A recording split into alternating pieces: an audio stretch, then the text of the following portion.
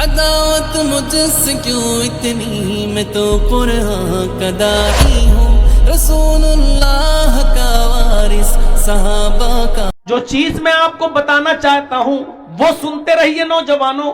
یہ تقریر میری آج کی اور دوسری جگہوں کی تقریروں سے بالکل الگ ہے، بالکل الگ ہٹ کر ہے۔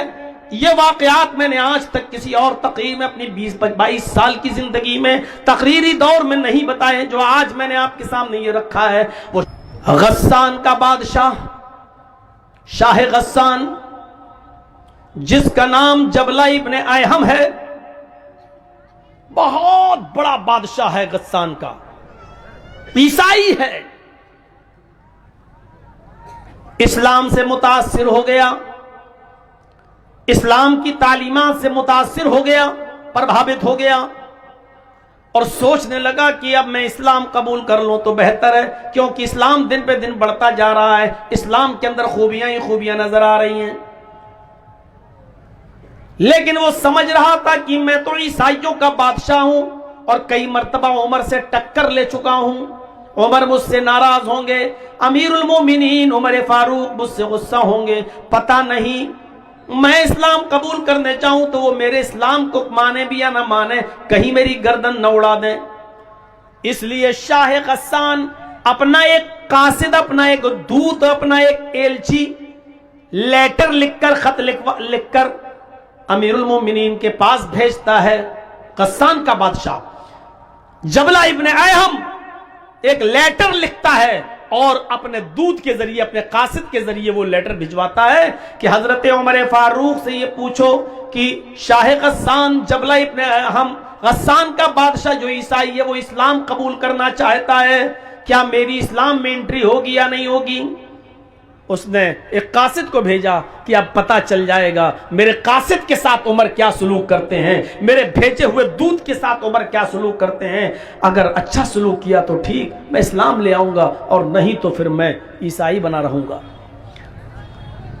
جب وہ قاصد وہ دودھ حضرت عمر فاروق کے پاس آیا اور امیر المومنین کو وہ لیٹر دیا، حضرت عمر نے اس لیٹر کو پڑھا اور پڑھنے کے بعد اسی لیٹر پر جواب لکھوا دیا کہ تم فوراً چلے آؤ اور اسلام قبول کر لو، اسلام قبول کرنے کے بعد تمہارے اوپر کوئی نقصان نہیں ہے، تم سے کوئی انتقام نہیں لیا جائے گا، تم سے کوئی بدلہ نہیں لیا جائے گا۔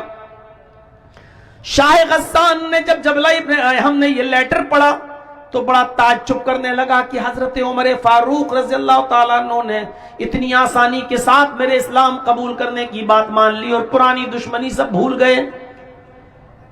اس کو حضرت عمر کی یہ سادگی پسند آئی، اس نے اپنے 500 گھڑ سواروں کو لیا، 500 ساتھیوں کو لیا اور اپنے گھوڑوں پر بیٹھ کر وہ مدینے کی طرف سفر کرنے لگا۔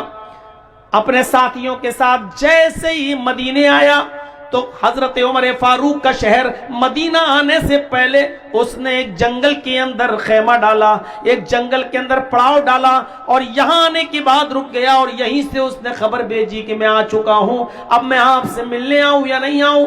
حضرت عمر فاروق نے اس کو اجازت دے دی کہ جب تم آ ہی چکے ہو تو اب شوق سے تم مدینے کے اندر داخل ہو جاؤ۔ حضرت عمر نے اپنے صحابہ کو بھی لگا دیا کہ ان مہمانوں کی اچھی طریقے سے مہمان نوازی کرنا۔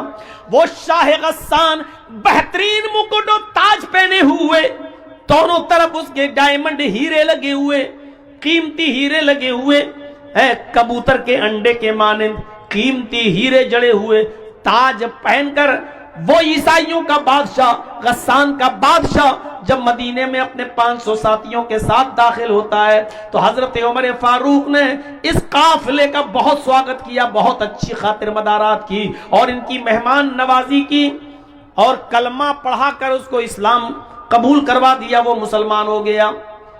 شاہ غسان عیسائیوں کا بادشاہ وہ مسلمان ہو جاتا ہے۔ وہ شاہ غسان جب مدینے میں داخل ہوتا ہے 500 ساتھیوں کے ساتھ اور اسلام لے آتا ہے، حضرت عمر فاروق اس کی عزت و خاطر مدارات کر رہے ہیں۔ انہی دنوں میں حج کا سیزن شروع ہو جاتا ہے، انہی دنوں میں حج کا سیزن شروع ہو جاتا ہے۔ مدینے سے لوگ مکے کی طرف حج کرنے جا رہے ہیں۔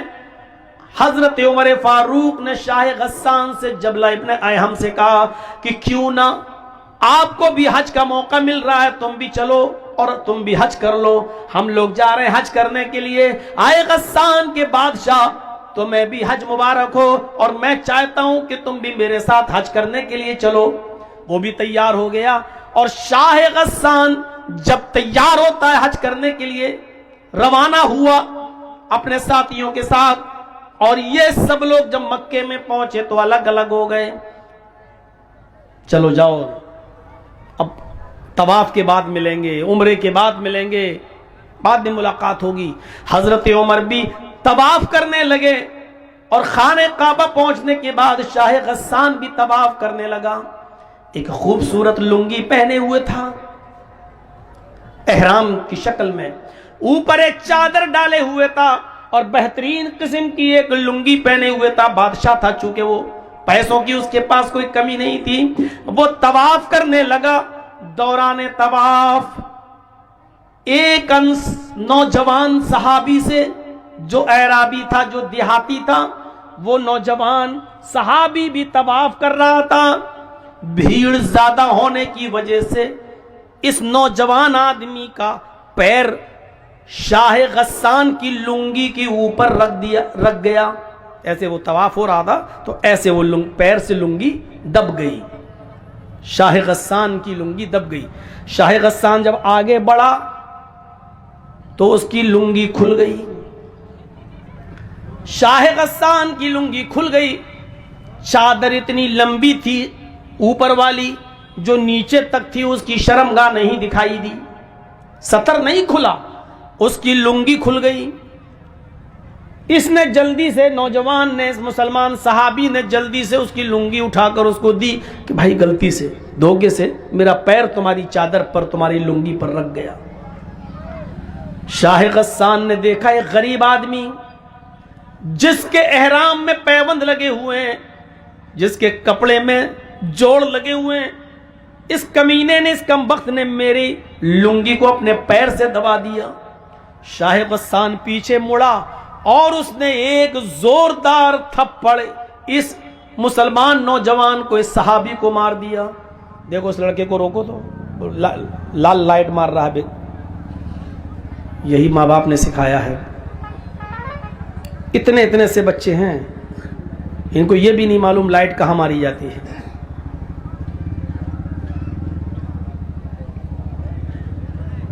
اس نے ایک زوردار تھپڑ اس نوجوان کو، اس دیہاتی مسلمان صحابی کو مارا۔ تھپڑ اتنی زور کا لگا کہ اس نوجوان دیہاتی صحابی کی آنکھ پھوٹ گئی، اس کی ایک آنکھ باہر آ گئی۔ وہ نوجوان اس وقت کچھ نہیں بولا، خاموش رہا، اور اس نے اپنا طواف پورا کیا۔ اس کے بعد پھر وہ اپنے قبیلے میں گیا۔ قبیلے کی لڑائی بہت بری ہوتی ہے۔ جب وہ اپنے قبیلے میں پہنچا تو لوگوں نے پوچھا کہ تمہاری آنکھ کیسے پھوٹی؟ اس نے بتایا کہ ایسا ایسا معاملہ ہو گیا، اور شاہ غسان نے، غسان کے بادشاہ نے ایک تھپڑ مارا، اور تھپڑ اتنی زور سے مارا کہ میری آنکھ پھوٹ گئی۔ پورے قبیلے کے لوگ آگ بگولا ہو گئے۔ ارے نیا نیا اسلام لایا اور اتنی ہیکڑی، ہمارے آدمی کو مارے گا؟ یہ تمام کے تمام لوگ حضرت عمر فاروق کے پاس مکے آ گئے۔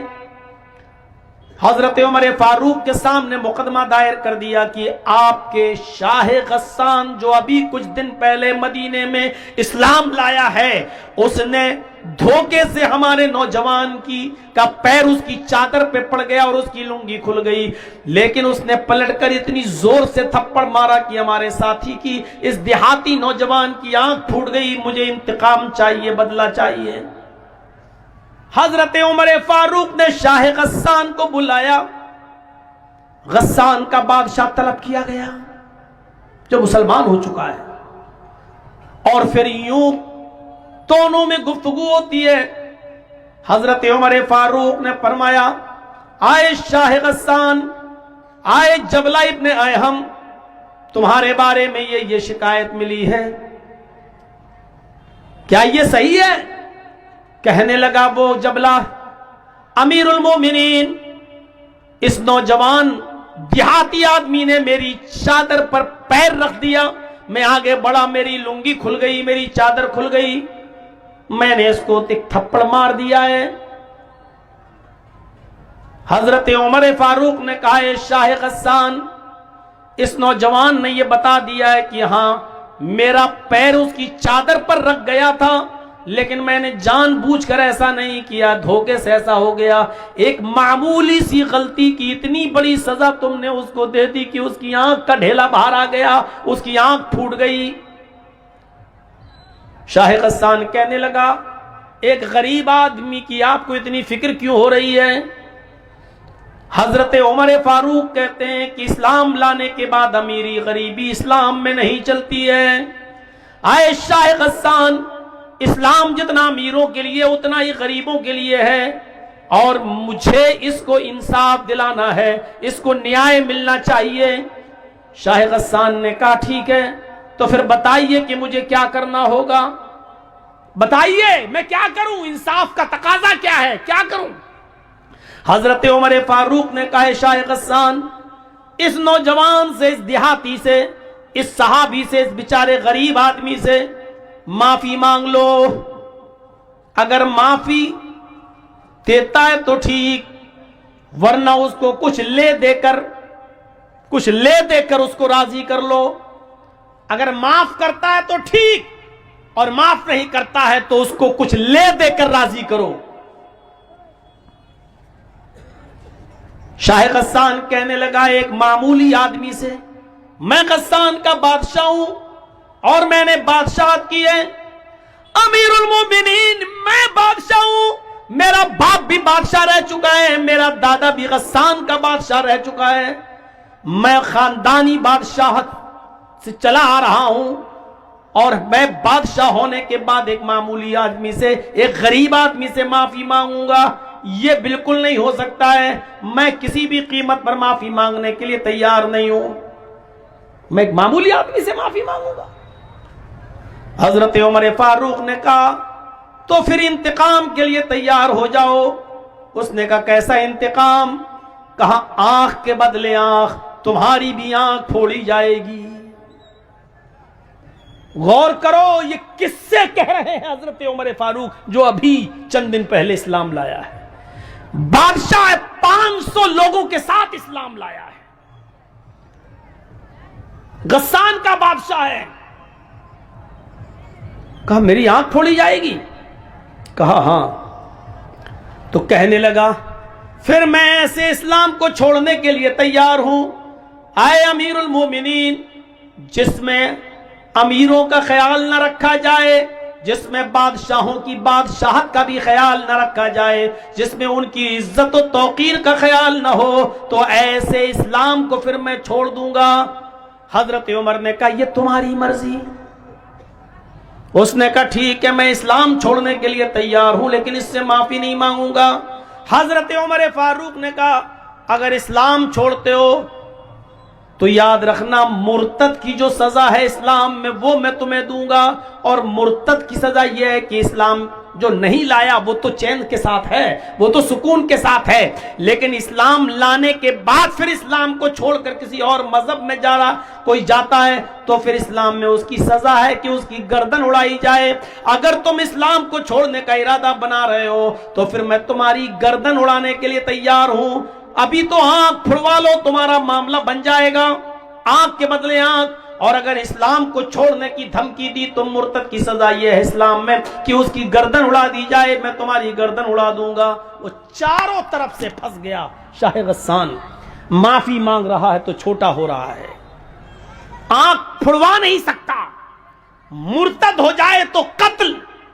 اس نے کہا، امیر المومنین، میں چاروں طرف سے اس وقت پھنسا ہوا ہوں، مجھے 1 دن کی مہلت دیجئے، میں سوچ سمجھ کر بتاتا ہوں، مجھے معافی مانگنا ہے یا آنکھ پھڑوانا ہے یا مجھے اسلام چھوڑنا ہے، مجھے فیصلہ کرنے کے لیے مجھے 1 دن کی مہلت دیجئے، 24 گھنٹے کی مہلت۔ حضرت عمر فاروق نے کہا ٹھیک ہے، میں تمہیں ایک دن کی مہلت دیتا ہوں، سوچ سمجھ کر بتاؤ، معافی مانگ لو گے، وہ اگر معاف کر دے گا تو ٹھیک،